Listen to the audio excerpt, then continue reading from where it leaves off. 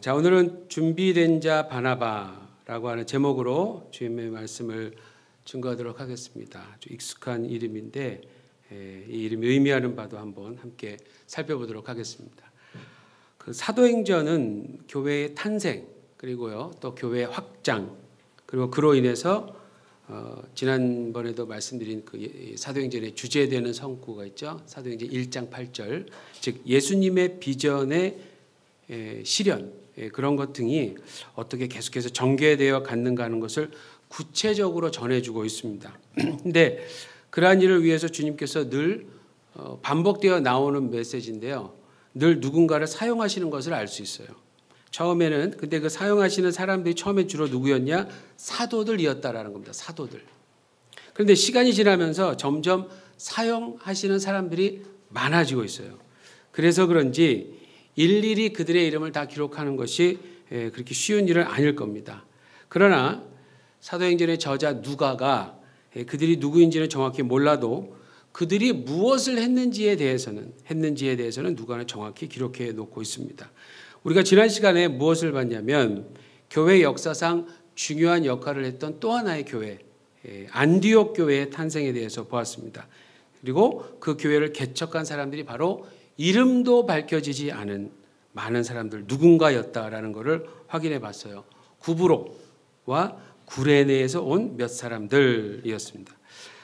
그 수많은 디아스포라 유대인 출신의 예루살렘 교회 멤버들이 수리아의 안디옥에 모이게 됩니다. 근데 그렇다고 해서 그들 모두가 전부 또 헬라어를 구사하는 즉 이방인에게도 복음을 전한 것은 아니었습니다. 대부분 이전에 해왔던 대로 유대인에게만 복음을 전하던 중에 구브로와 구레네에서 온 몇 사람들은 헬라인에게도 복음을 전했던 거죠. 결과는 기대 이상이었어요. 그리고 사실은 전혀 예상치 못한 일이 벌어졌던 겁니다. 이 이방인의 지역에 그것도 세 번째로 큰 도시에 교회가 탄생한 거죠.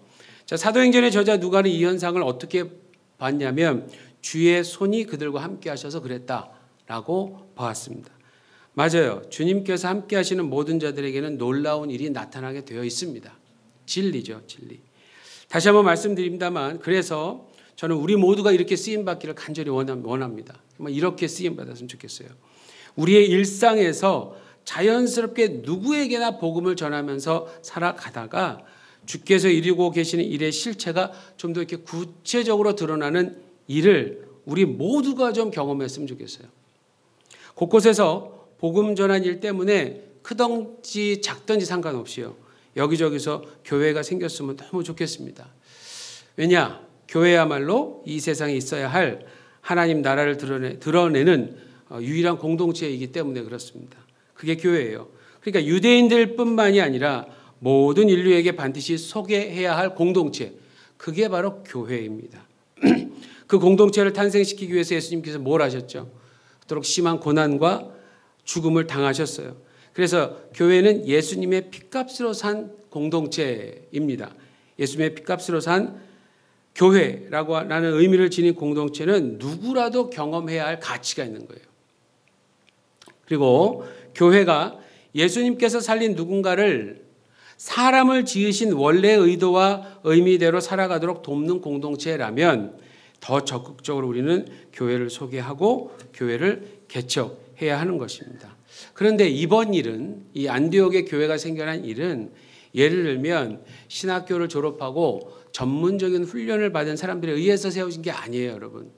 아니라 늘 복음을 익혀왔던 사람들에 의해서 이루어졌다라고 하는 이 사실이 참으로 중요한 겁니다. 여러분, 주님은 우리 모두를 차별 없이 사용하십니다.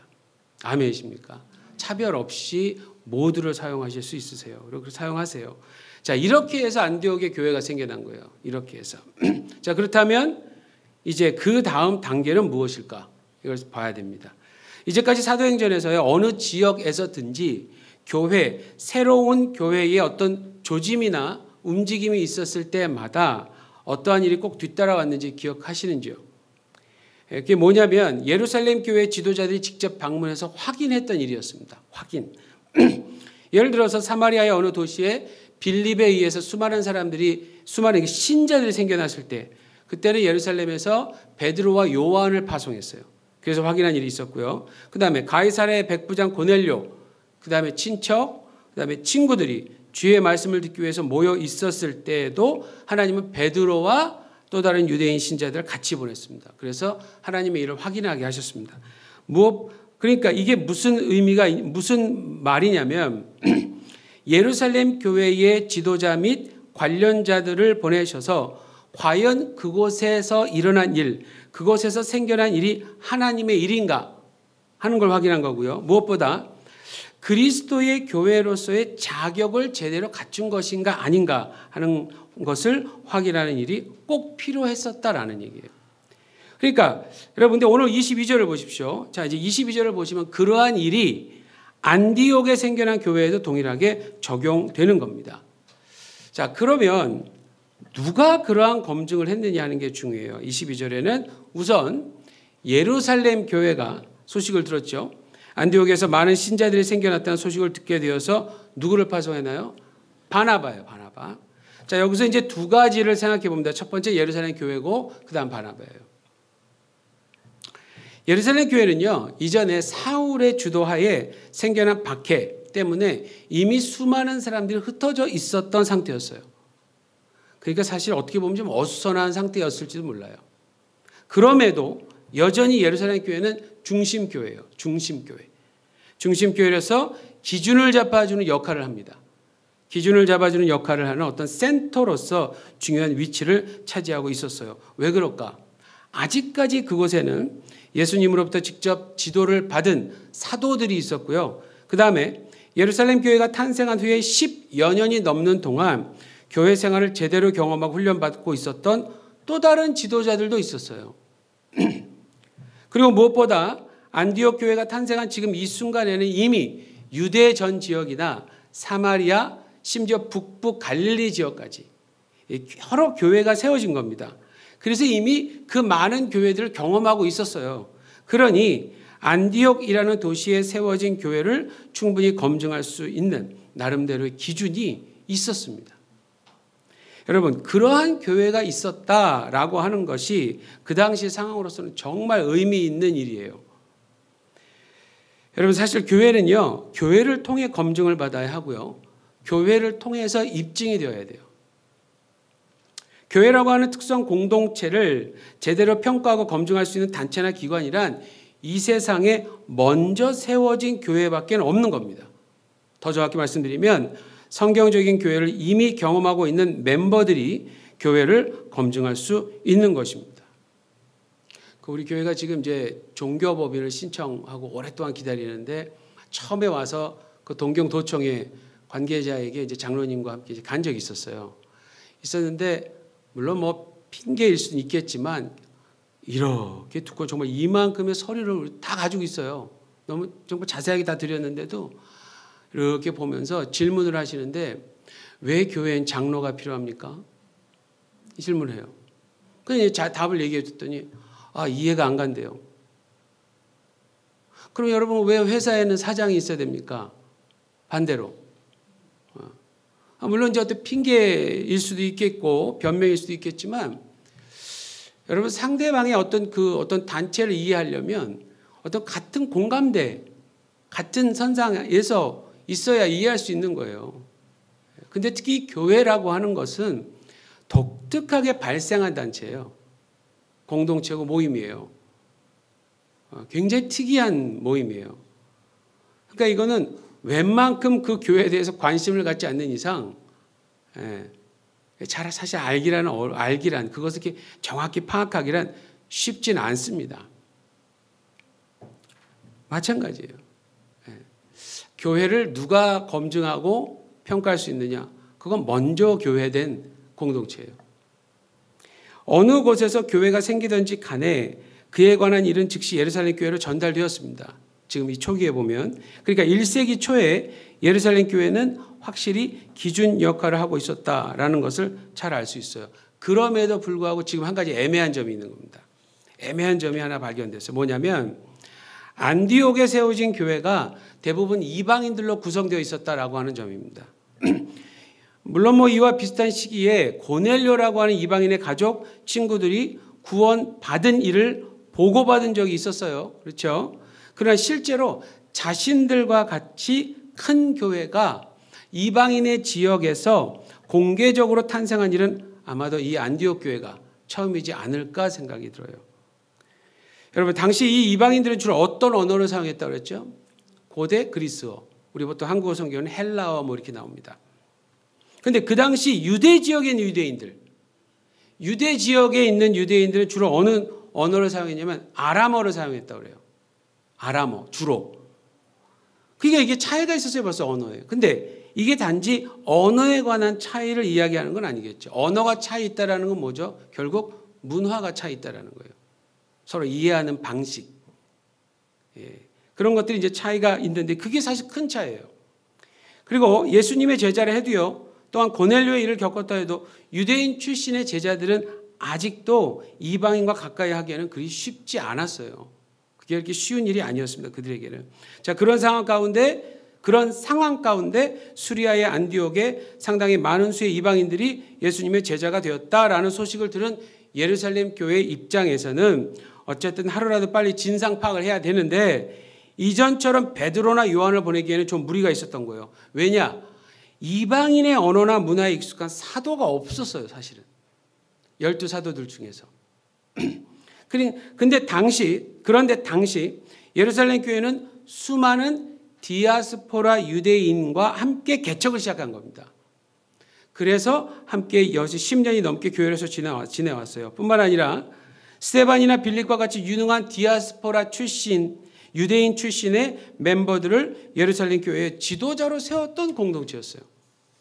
그러니까 예루살렘 교회에는 사실 이방인과 이방인 지역을 다룰 수 있는 인재들이 있었던 겁니다. 그래서 예루살렘 교회는 의논 끝에 안디옥의 사도들 중에 누군가를 보내질 않았어요. 그 중요한 일에. 대신 다른 누군가를 보내기로 결정했습니다. 그가 누굽니까? 22절에 나오는 바나바예요. 자, 그렇다고 왜 바나바였을까? 다른 사람들도 있었을 텐데 왜 바나바였을까? 자, 지난 시간에 말씀드린 것처럼 그는 구브로 섬 출신이에요. 그러니까 당연히 그리스어를 구사할 수 있었을 거고요. 이방 지역의 문화에 대해서도 그리 낯설지 않았을 겁니다. 그런데 바나바를 파송한 이유가 단지 언어 때문이었을까? 그것만은 아니었을 것 같아요. 사도행전에서 바나바는 비록 간간히 언급되긴 하지만 언급될 때마다 좋은 일로만 언급됩니다. 예를 들어서 사도행전 4장 36절에서 37절을 보니까 바나바가 소개되는데요. 원래 레위족 사람이었어요. 그 지파 중에서도 상당히 제사라든지 예배라든지 율법이라든지 이런 것과 굉장히 관련 있는 그런 어떤 레위족 사람이고요. 원래 이름은 그래서 뭐냐면 요셉이에요. 요셉. 원래 이름은 요셉인데 이 사람의 어떤 행동, 그다음에 성품 이런 것들을 보고 사도들이 별명을 직접 지어줬어요. 그 별명이 바나바예요. 별명이. 자, 사도들이 별명을 지어줄 정도면 어느 정도, 어느 기간 바나바를 유심히 봤겠죠. 유심히 보면서 주목하면서 그에게서 어떠한 특징을 뚜렷이 발견할 수 있었기 때문에 그래요. 그러니까 다른 그 제목, 그러니까 별명을 지어주는 게 그 당시 좀 어떤 하나의 흔히 있었던 일이었던 것 같아요. 베드로도 마찬가지고 요한하고 요한에도 마찬가지고 예수님이 주로 이렇게 별명을 붙여주는 모습도 우리가 볼 수 있잖아요. 그러니까 바나바도 그런 거였습니다. 이 뜻이 뭐냐면 별명인데 뜻이 뭐냐면 위로의 아들. 여러분 성경책에 나오죠. 위로의 아들이라는 뜻인데 위로한다라는 말을 다른 말하면 격려하는 겁니다. 그런데 이게 이런 의미가 있어요. 이 격려를 어떻게 하느냐? 누군가 옆에서 바짝 붙어서 도와주는 거예요. 바짝 붙어서. 그러니까 그 얘기 뭐냐면 적극적으로 도와주는 겁니다. 자, 그러한 모습을 연상케 하는 이게 이름인데 옆에서 잘 도와주는 이 모습을 예수님도 말씀하신 적이 있었어요. 누구를 소개할 때 그랬을까요? 성령님. 여러분 보혜사라는 말. 이게 법적 용어로 얘기하면 변호예요. 변호사예요. 근데 일반적으로 얘기하면 옆에 바짝 붙어서 잘 도와주는 겁니다. 이렇게 옆에서. 근데 누가 그러한 모습을 갖고 있었냐? 바나바였어요. 그러니까 그러면 이 별명이 의미하는 바를 또 어디서 볼 수 있는가? 9장에서 우리 이미 봤어요. 어디서 봤느냐? 26절과 27절인데 여러분 사울이 다메섹으로 가던 도중에 예수님을 만나요. 그리고 회심을 제대로 하고 예루살렘으로 다시 돌아옵니다.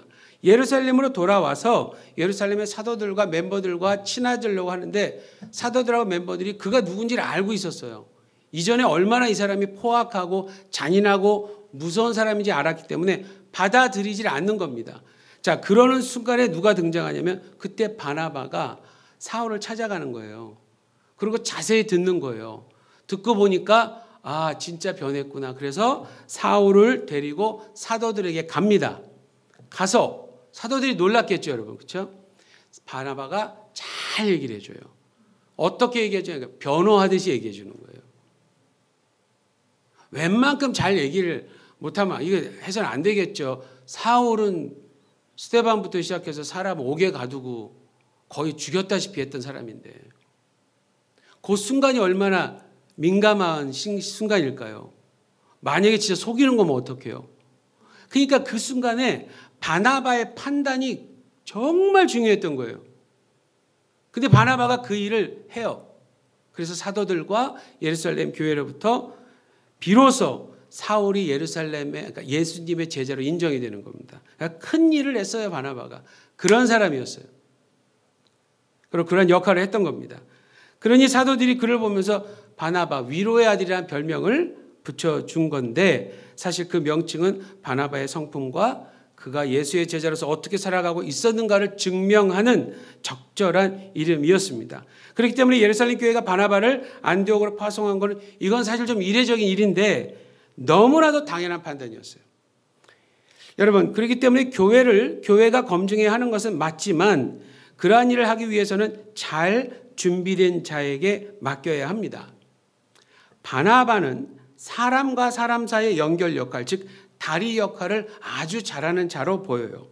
그렇기 때문에 바나바 같은 자가 가야만 이방인들로 구성된 교회와 유대인들로 구성된 교회를 서로 잘 연결시킬 수 있을 거예요. 여러분, 한 교회를 통해서 어떠한 일이 일어날지는 그리고 그러한 일이 언제 일어날지 사실 우리는 몰라요. 근데 우리 주님만이 그 모든 걸 알고 계시죠. 그렇기 때문에 교회는 늘 주님께서 하시는 일에 쓰임받을 누군가를 위해 준비하고 훈련하는 일을 게을리해서는 안 되는 겁니다. 물론 모두가 다 바나바와 같은 사람이 되라 이 말을 하는 게 아니에요. 그렇게 오해하시면 안 돼요. 왜냐하면 하나님은 다양성을 절대로 외면하지 않으시기 때문입니다. 근데 여기서 중요한 건 한 교회 안에 다양한 성품을 지닌 각자가 늘 준비되어 있어서 언젠가 꼭 필요한 시점과 장소에 제대로 쓰임받을 수 있도록 스스로를 훈련하고 준비하는 일입니다. 수리아의 안디옥에 탄생한 교회를 검증하는 일에 사도들이 아닌 바나바가 그 일을 맡게 됐어요.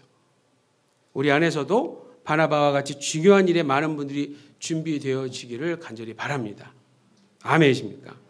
자, 두 번째 23절을 보시면 안디옥에 도착한 바나바가 무엇을 보고 그렇다면 무엇을 보고 그들이 교회인지 확인한 이 중요한 표현이 기록되어 있어요. 뭐라고 나와 있냐면 하나님의 은혜입니다. 여러분, 이거 하나면 다 된 거 아니에요? 그렇죠? 하나님의 은혜. 하나님의 은혜야말로 가장 확실한 증거 아니겠습니까? 그런데 하나님의 은혜라고 하는 게 도대체 뭘까, 여기서? 바나바와 같이 오랜 시간 교회 생활을 제대로 한 사람이 직접 가서 모든 진상을 파악한 후에 기뻐하며 내린 결론이에요, 여러분. 기뻐하면서 내린 결론. 그러니까 아무리 봐도 이거는 사람이 한 일이 아니다라고 결론을 내리게 된 거죠. 조금이라도 의심이 있었다면 기뻐하기까지는 하지 않았을 겁니다. 그냥 억지로 어느 정도, 그냥 납득이 갈 정도였을 거예요. 그런데 이거는 기뻐하면서 만족했어요. 어떠한 과정을 통해서 그러한 결론을 갖게 되었는지는 기록되어 있지 않습니다. 아마도 바나바와 같이 신실한 자가 직접 보고 신중히 판단한 후에 내린 결정이기 때문에 누가도 굳이 그 과정을 기록할 필요가 없었던 것으로 보여요. 자, 그리고 나서 바나바가 그곳에 모여있는 사람들에게 권면을 하는데 어떻게 하냐면 굳건한 마음으로 주와 함께 머물러 있으라라고 권면을 해요. 여러분 여기서 마음을 굳건히 하다라고 하는 모습은요, 여러 사람들 앞에서 마치 맹세하는 모습이에요. 맹세하듯이, 또는 다른 사람들이 보기에도 흔들림 없이 하라. 다른 사람이 볼 때 의심 가지 않게끔 단호하게 하라라는 의미인데, 그 정도의 확신을 가지라는 얘기예요. 그 정도의 확신. 계속해서 주님과 확신을 가지고 주님과 함께 살아라라고 하는 아주 강한 권면이 되는 거죠. 근데 여기서도 주라는 단어가 강조되는 겁니다. 주. 20절에서 구브로와 구레네 몇 사람이 복음을 전할 때 역시 핵심은 예수가 주이시다였습니다. 마찬가지로 바나바도 동일한 핵심 가운데 강하게 권면하고 있는 건데요. 여러분, 그 1세기의 모든 교회들이 바로 이 메시지에 반응했던 공동체들이었어요. 이 메시지. 오직 예수님만을 자신의 삶의 중심이 되게 하라라고 하는 메시지. 예수님이 모든 삶의 원리와 기준이 되게 하라라고 하는 메시지가 그들의 중심 메시지였습니다. 너무나 당연한 메시지죠. 우리 다 알고 있는 메시지죠. 이걸 잘하고 있으면 이 말을 할까요? 여러분? 근데 이게 왜 이렇게 중요할까요? 지난 시간에 제가 말씀드렸지만 그 당시에 주라고 하는 칭호는 누구한테만 붙인다고 그랬어요? 로마 황제. 그래서 사실 유대인들이 하나님을 가리킬 때도 주라고 했지만 그들의 종교성 때문에 뭐 그렇게 크게 그거 갖고 뭐라고 그러지는 않았던 것 같아요. 그런데 새로운 그룹이 나타나서 또다시 주를 가리켜요. 근데 이번엔 유대인이 믿는 하나님이 아니라 예수래요. 예수. 그러니까 지금 이 예수 중심으로 살아라 하고 하는 것을 굉장히 지금 강력하게 가리키는 겁니다. 오직 예수님만을 자신의 삶의 중심이 되게 하라. 예수님이 모든 삶의 원리와 기준이 되게 하라. 이 말이에요. 이 말. 주 되게 하라는 걸. 그러니까 여러분 사실 우리가 무엇을 표현할 때 신앙, 우리가 그리스도인으로서 우리가 예수님 제자로서 내 생각에는 그건 여러분 생각이에요. 그걸 주장하고 우기면 나쁜 거예요. 그렇게 해서 만약에 갈등이 생기면 이건 정말 나쁜 거예요. 이거 분별하셔야 돼요. 내 생각이었으면 겸손하게 거기서 끝내야 돼요. 그냥 말한 걸로. 그래, 당신 생각 그럴 수도 있구나. 그래, 그렇게도 생각할 수 있지. 이러면 이제 이해가 되죠. 그러나 예수 중심이라는 거, 예수님은 뭐라고 얘기하셨는지 거기서 결론을 찾아야 되는 거예요. 아시겠습니까? 이러면 그냥 간단하죠. 쉽죠. 근데 우리가 하도 오랜 시간 동안 나 중심적으로 살아왔기 때문에 내가 안 빠져요. 이 안 빠지는 걸 또 안 빠진다고 또 그냥 합리화를 시켜. 그러면 교회는 맨날 싸우는 거예요. 아니 밖에 나가서도 싸우는데 교회 와서 싸워. 정말 교회들이 많이 싸워요, 여러분. 한때는 교회가 연약해서 뭐 사람들이 있으니까 싸우겠지. 중요한 건 싸우는 원인을 찾아야 돼요. 진짜 진리를 사수하기 위해서 우리 안에 무슨 신천지에서 온 사람이 있어서 그 사람들하고 싸우나. 그건 싸워야죠. 박 터지게 싸우세요. 요즘 코로나 때문에 무슨 신천지에서 무슨 뭐 지령을 내렸다 그러죠. 누가 만약에 마스크 안 쓰고 들어오면 그냥 신천지에 앉아 한번 눈여겨보세요.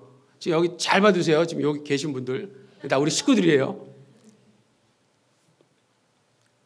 그런 사람들이 오면 어떻게든 해갖고 그냥 밝혀내고 말 잘 듣고 여기서 잘 믿고 있을래 하든지 아니면 나가 하고 막 그냥 얘기해야 돼요. 그리고 진짜 단호하게. 근데 우리끼리는 그러면 안 된다라는 거죠. 우리끼리는. 왜냐하면 우리의 중심은 예수 그리스도가 주예요. 예수가 주예요. 그러면 틀려도 괜찮아요. 그러나 답은 뭔지는 예수님께 물어봐야 돼요. 그래서 성경을 통해서 예수님이 얘기하시기 이렇다. 성경이 이렇게 얘기한다. 주님이 얘기하셨으니 해야지 하고 양보하면서 그렇게 가는 거죠. 한국 교회 막 싸우고 이런 소리를 너무 많이 들으니까 속상해. 근데 그 원인은 그런 겁니다. 예수 중심의 모습을 우리가 각자가 다 같이 표현을 해야 돼요. 다 같이 해야 돼요. 한 사람도 안 하면 거기서 막 그냥 균열이 생기는 거예요. 굳건한 마음으로 주와 함께 머물러 있으라. 굉장히 강한 말입니다, 여러분. 그러니까 유대인 출신이든지 이방인 출신이든지 간에 저마다 나름대로의 기준과 원칙이 있었을 거 아니에요.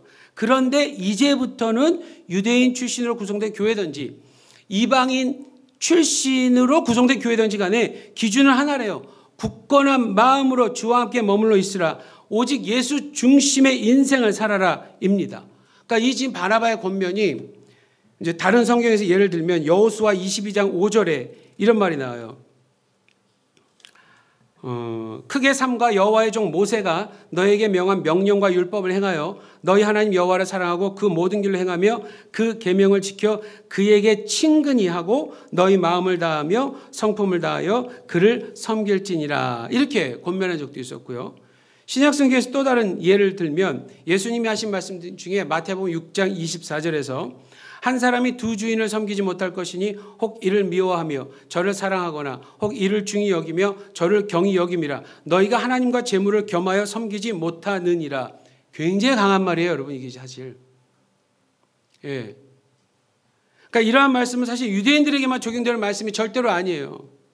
죄로 물든 이 세상 자체가 이미 하나님의 법에서 떠나서 표현할 수 없을 정도로 왜곡되고 부패해 있기 때문에 유대인이나 이방인이나 할 것이 없이 이 세상에 살고 있는 자라면 누구나 마음속에 세워두어야 할 기준입니다. 이것이 이방인들이 살고 있는 문화와 환경을 누구보다도 잘 알고 있었던 바나바였어요. 그렇기 때문에 이제 그러한 단호한 결단을 하도록 새로운 신자들에게 촉구하고 있는 겁니다. 여러분, 새롭게 신자가 된 분들에게 어떠한 말로 권면해야 할까? 이것도 참 중요한 사역이에요. 굉장히. 제발 맞는 말을 해 주십시오. 듣기 어려운 말 이런 거 말고 맞는 말이 있을 겁니다. 새롭게 신자가 된 자들이 반드시 들어야 할 맞는 말로 권면해 줘야 돼요.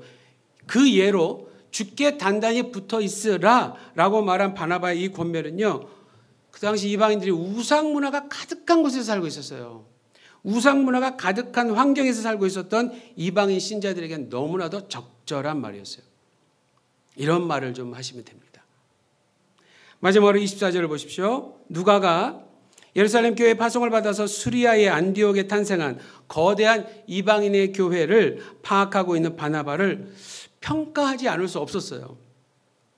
왜냐하면 그가 안디옥에 도착한 이후에 일체적으로 이제 진상 파악을 한 겁니다. 했는데 이제 그들과 함께 살아가기 시작한 거예요, 바나바가. 근데 시간이 지나면서 안디옥 교회가 숫자적으로도 점점 더 부흥되기 시작하는 거예요. 자, 24절을 좀 더 정확히 번역하면 이렇게 됩니다. 거의 비슷하지만 원어의 순으로 이렇게 번역을 하면 바나바가 착한 사람이요 성령과 믿음이 충만한 사람이기 때문에예요. 그러니까 원인이 바나바란 얘기예요. 여기서 보통은 이제 주님이 많이 나와요. 보통은 주께서 믿는 자의 수를 더하시더라. 이게 보통 누가의 표현이었어요. 근데 여기서는 바나바를 굉장히 좀 높이는 이런 느낌이 있어요. 사람이기 때문에 많은 무리가 우리나라 말로 주께 더하더라, 더하니 이렇게 나오지만 실제로는 그 바나바가 그런 사람이었기 때문에 주께로 인도되어 가더라 이런 의미예요. 사실 성경에서 사람을 이렇게 노골적으로 칭찬하는 부분은 그리 많지 않습니다만, 그리고 저도 사실은 사람을 이렇게 막 더 내세우는 듯한 해석은 가급적 안 하려고 노력을 하는데, 그럼에도 오늘 누가의 이 기록이 어떤 의도를 주려고 하는가 하는 것을 생각해 보면 바나바가 참 훌륭한 사람이었던 것 같아요. 참 이렇게 닮으면 되겠다 하는 하나의 우리 선배, 믿음의 선배 중에서 닮고 싶은 사람. 계속해서 이렇게 말씀드린 메시지와 오늘도 다름이 없습니다. 하나님은 자신의 일을 스스로 계획하시고 스스로 그 모든 일을 이루신다. 그런데 그 일을 위해 누군가를 꼭 사용하신다인데, 오늘 우리가 본 본문에서는 베드로도 아니고 요한도 아니고 마태도 아니고 다른 사도가 아니라 바나바였어요. 바나바에 대해서 다시 한번 정리해 본다면, 예루살렘을 방문해서 오순절 때문에 방문했잖아요. 방문해서 예루살렘 교회가 시작되었을 때부터 사도들로부터 훈련을 받고 지내왔던 자였어요. 사람들을 위로하기를 아주 잘하는 자였고 특히 다리 역할을 아주 잘하는 자였습니다. 지금 우리가 보고 있는 이 본문의 시대는 사실 여전히 민감한 시기였습니다. 유대인 출신으로 구성된 예루살렘 교회 수많은 멤버들에게 아직은 그리 익숙하지 않은 일이 일어난 시기였기 때문이었어요. 바로 그럴 때 제대로 준비된 자가 있었는데 그가 누구냐? 그가 바나바였습니다. 그렇기 때문에 그를 안디옥으로 파송한 예루살렘 교회의 결정은 매우 훌륭한 결정이었고요. 또 왜냐하면 안디옥 교회 멤버들이 바나바를 신뢰하고 아주 잘 따라 주었기 때문이었습니다. 뭔가 통한 거예요, 여러분. 이게 잘 통한 거예요. 서로 잘 이해할 수 있어서.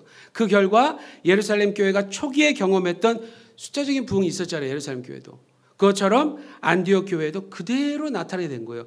여러분, 이게 다르게 나타나면 또 문제가 돼요. 서로 자랑할 수 있고 다르기 때문에 서로 우길 수 있으니까. 근데 동일한 역사가 나타나는 거예요. 이방에 있는 교회도, 이방인 지역에 있는 교회도. 수리아의 안디옥, 예루살렘으로부터 약 480, 약 500km 정도 된다고 그래요. 가깝지 않은 거래요. 그렇게 먼 거리인데 바나바가 그 먼 거리에 있는 두 중요한 교회를 연결시키는 일에 귀하게 쓰임 받았던 겁니다. 지난 주에 우리가 구브로와 구레네 몇 사람들에 의해서 안디옥의 교회가 탄생한 것을 보면서 그들의 시도와 용기를 담고 싶다고 말씀드렸거든요. 오늘은 이 예루살렘 교회와 안디옥 교회를 연결한 바나바의 지도력을 참으로 담고 싶다 하는 생각을 좀 해봤습니다. 지도력. 이 중간 역할을 하는 사람들이 참 많이 필요한 것 같아요. 이런 분들이 계시면 참 좋을 겁니다. 정말 좋을 거예요. 다시 한번 말씀드립니다. 모두가 다 바나바와 같을 수는 없어요. 그렇다고 모두가 다 바나바와 같은 부르심을 받지는 않습니다. 각자에게는 주께서 주시는 은사와 역할이 다 다르기 때문에 그래요. 그런데 여러분, 혹시 오늘 이 본문의 바나바처럼 권면의 은사와 성품을 지니셨다든지 서로 화해시키고 연결하는 일을 잘 하신다든지 무엇보다도 교회가 세워지는 일에 함께 기뻐할 수 있다든지 그 일을 하나님의 은혜로 여겨서 주의 말씀으로 권면하는 일을 생각하면 막 가슴이 막 뛰는 분이 계시다면 한번 유심히 곰곰이 생각해 보십시오. 왜 그러한 마음이 들까? 왜 그럴까요? 모두 저를 쳐다보세요. 왜 그럴까? 어디 가든 교회가 세워진다는데 그게 막 내일처럼 기뻐지고 방문해 보니까 아직 몇몇 모이지도 않았는데도 그래도 막 그냥 이렇게 좋고 교회가 세워지는 일에 있어서 그냥 정말 발벗고 나서고 싶고 이런 어떤 분들. 특히 중간 역할을 막 잘하는 이런 어떤 성품과 은사를 가지고 있으면서 이랬을 때 여러분 아직도 이 일본에는 교회가 세워져야 할 도시가 너무나도 많아요. 제가 왔을 때마다 24개의 도시에 교회 없는 도시가 24개였거든요. 2013년도에. 2년 지나가서 2개가 생겼어요. 그래서 22개. 최근에 보니까 18개로 줄어들었어요. 글쎄 누가 또 4개의 도시에 세우신 거예요. 좋은 일이죠. 근데 그분들이 지금 얼마나 힘든 줄 아세요? 그러니까 인구 밀도로 따지면 엄청 많은 사람인데 교회가 하나도 없는 하나도. 그러니까 그런 데 가면은 저는 크리스찬입니다 그러면 사람들이 크리스찬이 뭐요? 뭐 하는 사람이요? 하고 물어보는 거예요. 일본 지금 우리 동경에 있지만 가장 밑에 오키나와 가기 전에 가장 밑에 거기에 예전에 어떤 가라데 하시는 분이 예수님을 믿고 가라데를 하는 자기 도장을 예배당 삼아서 개척을 했어요. 그 지역에 남침내 교단 미국 선교사님 계셨던 거예요. 그래서 만나게 되고 예수를 믿고 신학을 공부하면서 교회를 개척했어요. 그래서 이전에 한번 아사 목사님하고 다카시 집사하고 제 기억으로는 정유리 집사님 이렇게 세 분이 한번 거길 방문한 거예요. 가보니까 신자가 있긴 있어요. 본인하고 어머니가 80이 넘으셔갖고 얼마 전에 거의 돌아가실 뻔했다고 기도해달라고 연락이 오는 거예요. 그 당시는 그러니까 두 분이었던 거예요. 부인도 안 믿어요. 부인은 예배도 안 나오죠. 안 드려. 못 드리는 거죠. 예수님이 안 믿으시면 어떻게 예배를 드려요? 그거 강요하는 것도 웃기지 사실. 그러니까 둘이서 외롭게 예배 드리는 거예요. 둘이서. 어머니 앉혀놓고 혼자 설교를 막 하는 거예요. 그걸 또 구글 이렇게 페이스북 같은 거에다 계속 올려놓으시네. 저는 막 수많은 사람이 있는 줄 알았어요. 그렇게라도 하는 거예요. 그렇게라도. 근데 거기 이제 가라다 이렇게 하는데 뭔가 애들이 오잖아요. 애들 몇 명한테 이제 얘기를 한 거예요. 야, 영어 캠프 좀 너네 해볼래? 하겠다는 거예요. 그래서 이제 아사 목사님하고 이렇게 갔던 거예요. 몇 명이. 갖고 4명인가 5명 와가지고 막 함께 하고. 우리 아사 목사님 노래 얼마나 잘하는지 기억하시죠? 그분 정말 죄송한 말씀 정말 음치세요. 본인도 알아요. 여기 아니에요. 정말 노래도 잘 못해요. 그런데도 가서 같이 하는 거예요. 영어로 막 하고. 근데도 애들하고 어울리면서 막. 여러분 우리는 정말 행복한 거예요.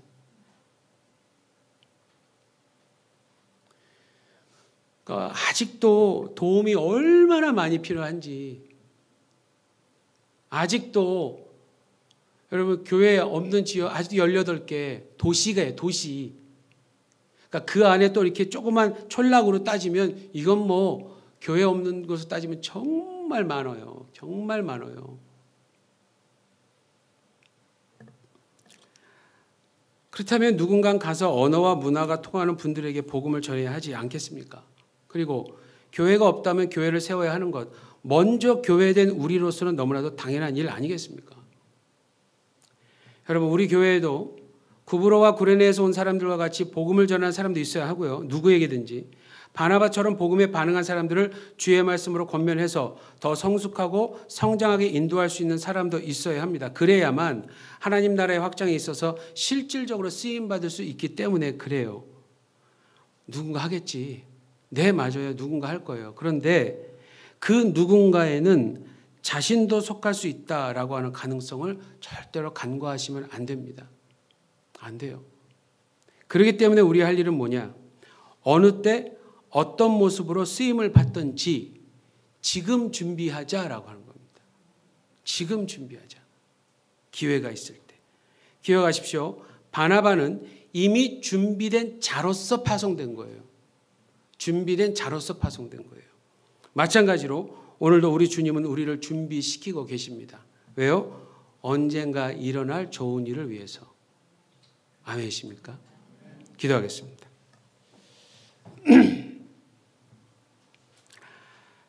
주님 오늘 본문의 바나바처럼 일상에서 신실하게 준비되어 지기를 간절히 바랍니다.